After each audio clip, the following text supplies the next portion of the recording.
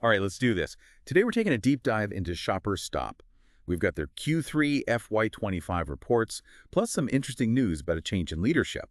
So get ready to uncover some retail insights. Oh, this is going to be good.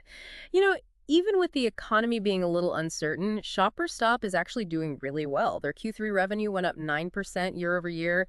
It hit Rs 1311 crore. That kind of growth in this climate is pretty remarkable. Yeah, it makes you wonder, right? Is Shoppers Stop just really hitting their stride with their strategy, or are their competitors just not doing so well? What do you think? Well, their EBITDA, it jumped up to 20% to Rs 262 crore. That's got to get investors excited. It's definitely a sign that they're doing something right. And then there's the profit after tax, up a huge 37% to Rs 49 crore. So yeah, they're definitely making money. And that's what matters. Exactly.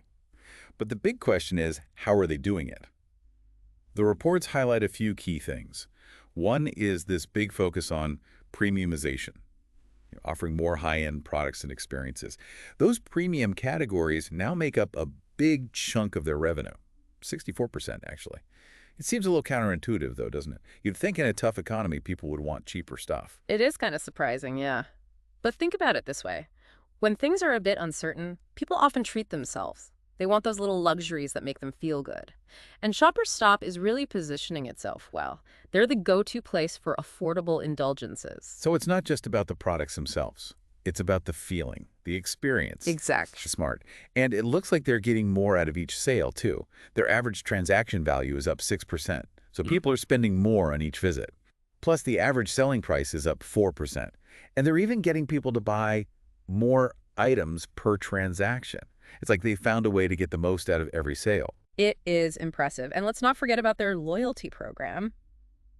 First Citizen. Members generated a whopping 83% of sales. And those repeat purchases, they're way up.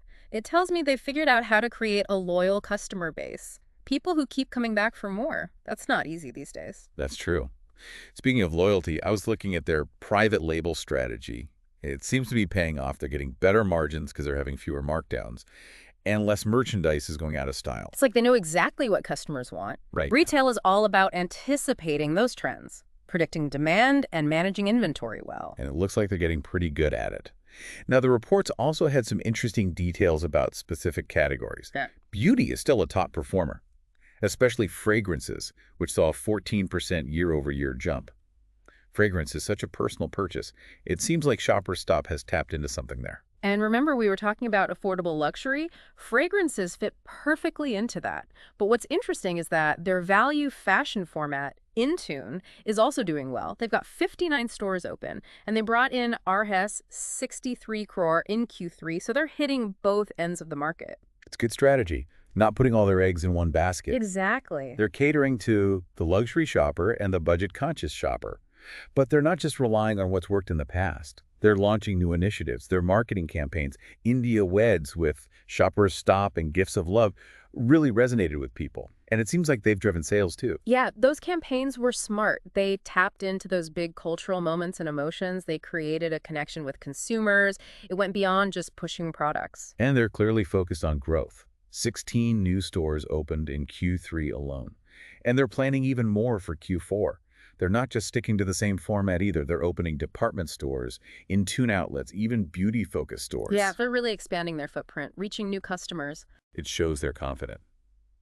And speaking of bold moves, they opened 6 new beauty stores, including 3 Armani boutiques. Get this, a fragrance-only store. What do you think about that? Well, it's definitely a gamble, but considering how well fragrance sales are doing, it might just pay off. They're really banking on the power of fragrance to draw people in. It'll be interesting to see how it goes. And don't forget, they also launched their own private label beauty brand, Joyology. It's aimed at millennials and Gen Z. Right. It seems like they're trying everything. They're covering all their bases. And remember that huge renovation of their flagship store in Mumbai's In-Orbit Mall? It's finally open. It's all about that premium experience we were talking about. It's like they're making a statement. This is what Shoppers Stop is all about. Elevated, curated, and experience-driven. It's a big investment, for sure. But it shows they're serious about creating a destination for shoppers. Absolutely. Now, there was one little detail in the reports that caught my eye. Apparently, they had some stock damage. Due to a couple of fire incidents. Oh, yeah. They did mention being insured. but it makes you think about the risks they face as they grow, especially as they open more stores, and rely more on third-party warehouses. It's a good reminder that managing risk is crucial. It is. Okay, let's shift gears for a minute. Let's talk about this leadership change. Mr. Nishit Sheth, their interim company secretary and chief compliance officer, he's stepping down. It seemed a bit sudden. What do you think? Yeah, it was a bit unexpected, but the good news is he's staying with Shoppers Stop, just in a different role, so they're not losing his expertise completely. That's good. And they've already appointed his replacement, Mr. Rakesh Kumar Saini. He's got a very impressive background, law graduate with tons of experience in retail, beauty, FMCG, e-commerce, even financial services. He's worked with some big names, Tata Steel, Lakme Lever, Trent Hypermarket. What do you make of this appointment? He sounds like a great fit. That kind of experience across so many different areas is going to be so valuable. I'm curious to see what he brings to Shoppers Stop. Me too. Mm. Well, before we move on to part 2 of this deep dive, let's take a moment to think about what we've learned so far. What stood out to you about Shoppers Stop? Well, one thing that's really striking me is their commitment to premiumization. It's not just about offering expensive stuff, it's a whole philosophy. They're really focusing on exclusiveness, engagement, and experience, the 3 E's of premiumization. Yeah, I see that. You can see it in everything they do, like Yeah. that flagship store renovation. Yeah. It's not just about looking fancy, right? It's about those exclusive products, the personalized service. They're trying to create a really unique experience, like they call it retailtainment. It makes sale, though, especially today. Shoppers, especially those who are willing to spend more, they're looking for more than just products. They want an experience, a sense of belonging, something they can share online. Right. And Shoppers Stop is using their first citizen loyalty program to really enhance that feeling of exclusivity, especially for their Black Card members. They're driving a huge chunk of sales, and they get all those perks, special events, personalized offers, VIP treatment. It makes you wonder, is this the future of loyalty programs? It could be. It's all about cultivating those highly engaged, high-spending customers. And it creates a ripple effect, too. When those Black Card members are happy, they tell their friends, it elevates the brand for everyone. Yeah, it's like a VIP club everyone wants to join. Yeah. Your marketing campaigns are another piece of the puzzle. Those India Weds and Gifts of Love campaigns, they really tapped into those big emotional moments, right? Weddings, gifting, they're selling memories, not just products. Exactly. They're making shopping more meaningful, more personal, and they're using every tool they have to get the message out. Traditional advertising, social media, influencer marketing, it seems to be working. Yeah, I thought it was really interesting how they used WhatsApp to help people with wedding shopping. Such a simple idea, but so effective. It makes everything so much more convenient and personalized. Especially for younger generations who are always on their phones, it shows they're not afraid to embrace technology and adapt to how people shop today. Absolutely. Now, let's talk about their private label strategy for a minute. I'm really impressed with how they've made their own brands profitable. They seem laser-focused on those higher margins, reducing markdowns and unsold inventory. That's the sign of a well-run retail operation. They're getting more sophisticated with their inventory and pricing. And they're doing a good job of differentiating their private brands, too, like their women's ethnic wear brand, Kashish. It's a top performer.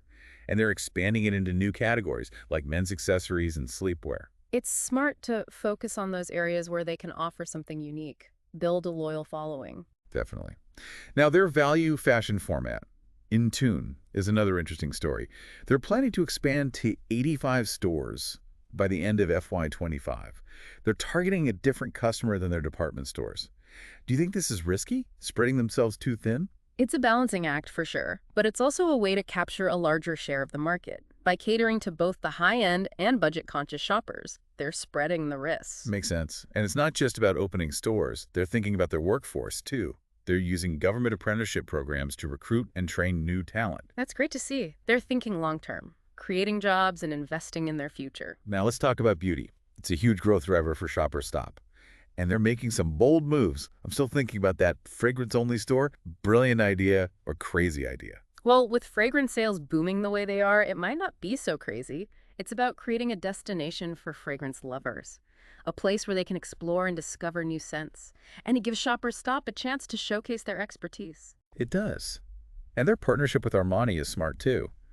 Those Armani beauty boutiques add a touch of luxury to their stores. Yeah, it attracts those high-end shoppers, and it elevates the perception of their entire beauty offering. And then there's their new private label beauty brand, Joyology, clearly aimed at millennials and Gen Z. Right. They're tapping into trends like inclusivity and self-expression. It's a crowded market. But they seem to have found a way to stand out.